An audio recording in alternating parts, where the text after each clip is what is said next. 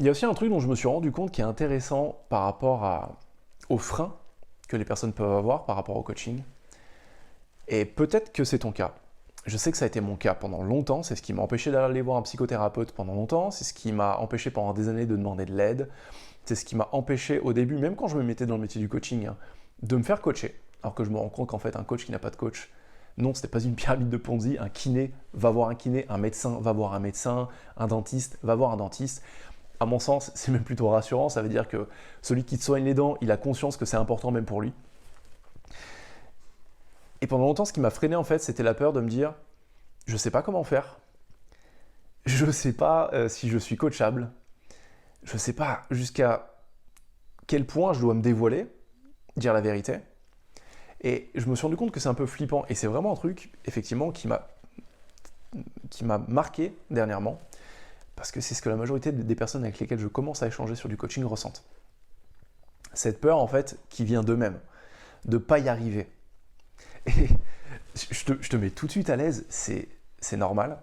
C'est pas quelque chose de, on va dire, banal de se faire coacher, ça demande du courage, ça demande de faire preuve d'une certaine ouverture et de pas mal d'abnégation, parce qu'il faut dépasser son ego, il faut se dépasser soi. Mais c'est cool. Franchement, je te dis, c'est cool. Tu vois, là, on est dans mon bureau, ça c'est le canapé sur lequel mes clients s'asseyent d'habitude. Moi, mon fauteuil est juste là, derrière la caméra. Et on échange. La manière dont je vois l'expérience du coaching, parce que pour moi, c'est pas juste un service, c'est vraiment une expérience globale, c'est la relation qu'on arrive à créer avec la personne en face. Une relation de confiance, une relation de sincérité, une relation cash aussi, avec un cadre, avec des limites. Ça reste un cadre professionnel, c'est un service professionnel que je propose. Le but étant de créer des choses qui sont importantes pour mon client. Et pour ça, effectivement, des fois, il faut arriver à se dépasser. Et quand je dis se dépasser, c'est dépasser ce qu'on pense être capable de faire, mais aussi dépasser certains blocages, certaines limitations qu'on a, qu'on ne perçoit pas forcément. Et on n'est pas obligé d'être tout le temps super sérieux pour ça.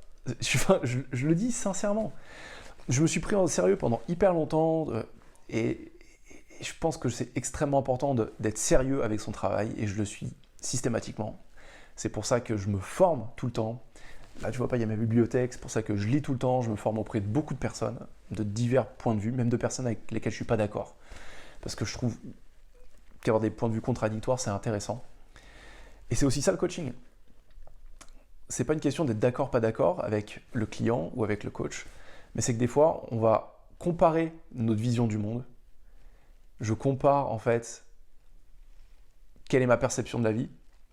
Mon client me dit quelle est sa perception de la vie, et on compare nos notes. Et c'est intéressant parce que cette ouverture permet d'ouvrir le champ des possibles, de voir d'autres possibilités. Et c'est vraiment une expérience qui se vit. C'est pour ça que je propose d'ailleurs tout le temps de commencer par 15-20 minutes où on échange, juste pour qu'on fasse connaissance et savoir s'il y a un bon feeling et que moi je comprenne si je peux t'aider. Parce que c'est pas un simple exercice transactionnel. C'est vraiment une relation entre deux êtres humains qui comparent leur expérience de la vie, leurs ambitions, ce qu'ils ont envie de créer. Et moi, mon rôle est soit de te faire voir ce que tu ne vois pas, soit d'aller explorer avec toi ce que je ne sais pas, ce que tu ne sais pas, mais de voir comment est-ce qu'ensemble on peut faire émerger des solutions qui sont pertinentes pour toi.